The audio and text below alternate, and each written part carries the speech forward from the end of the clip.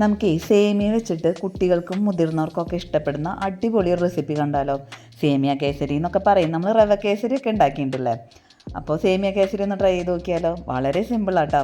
ഇതിനായിട്ടൊരു പാനിലേക്ക് കുറച്ച് നെയ്യ് ഒഴിച്ച് കൊടുക്കുന്നുണ്ട്. അതിലേക്ക് കുറച്ച് അണ്ടിപ്പരിപ്പും ഉണക്കമുന്തിരിയും ചേർത്ത് നന്നായിട്ടൊന്ന് റോസ്റ്റ് ചെയ്യാം. ആദ്യം അണ്ടിപ്പരിപ്പ് ഒന്ന് റോസ്റ്റ് ആയതിന് ശേഷം മാത്രമേ നമ്മൾ ഉണക്കമുന്തിരി ഇടുള്ളൂ, അല്ലെങ്കിൽ അത് കരിഞ്ഞു പോകും. എല്ലാവർക്കും അറിയായിരിക്കുമല്ലോ. നമ്മുടെ ഉണക്കമുന്തിരിയൊക്കെ നല്ല വീർത്ത് സുന്ദര കുട്ടപ്പന്മാരായിട്ട് നമുക്ക് വേറൊരു പാത്രത്തിലേക്ക് മാറ്റാം. എന്നിട്ട് അതേ പാനിലേക്ക് തന്നെ കുറച്ചും കൂടെ നെയ്യ് ചേർത്തിട്ട് നമ്മൾ ആവശ്യത്തിന് സേമിയ എടുത്തിട്ട് ഒന്ന് റോസ്റ്റ് ചെയ്തെടുക്കാം. ഇത് റോസ്റ്റഡ് സേമിയ തന്നെയാണ് എങ്കിലും നമ്മൾ 2 മിനിറ്റ് ഒന്ന് ചൂടാക്കിയാൽ മതി. അപ്പോഴാണ് നെയ്യ് അതിൻ്റെ എല്ലാ ഭാഗത്തേക്ക് എത്തി നല്ലൊരു സ്മെല്ല് വരും. ഒന്ന് 2 മിനിറ്റ് ചൂടാക്കിയതിന് ശേഷം നമ്മളതിലേക്ക് അത് വേവാൻ ആവശ്യത്തിന് വെള്ളം ചേർത്ത് കൊടുക്കുക. അതിലേക്ക് നമ്മൾ ഒരു നുള്ളു ഉപ്പും കൂടെ ചേർക്കുന്നുണ്ട്. എന്നാലാണ് നമ്മൾ മധുരം ചേർക്കുമ്പോൾ അത് ബാലൻസ് ആവുള്ളൂ ശരിക്കും.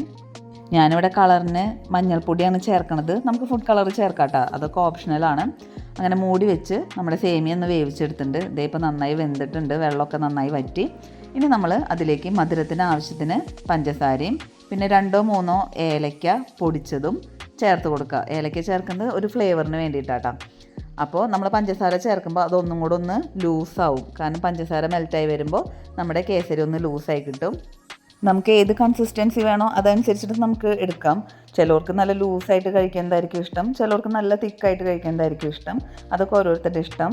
എന്തായാലും ഇറക്കാൻ നേരത്ത് ഒരു ടീസ്പൂൺ കൂടെ നെയ്യ് ചേർത്ത് ഇളക്കി കഴിഞ്ഞ് കഴിഞ്ഞാൽ ആ നെയ്യിൻ്റെ ഫ്ലേവറൊക്കെ അതിലേക്ക് നന്നായിട്ട് ഇറങ്ങി വരും.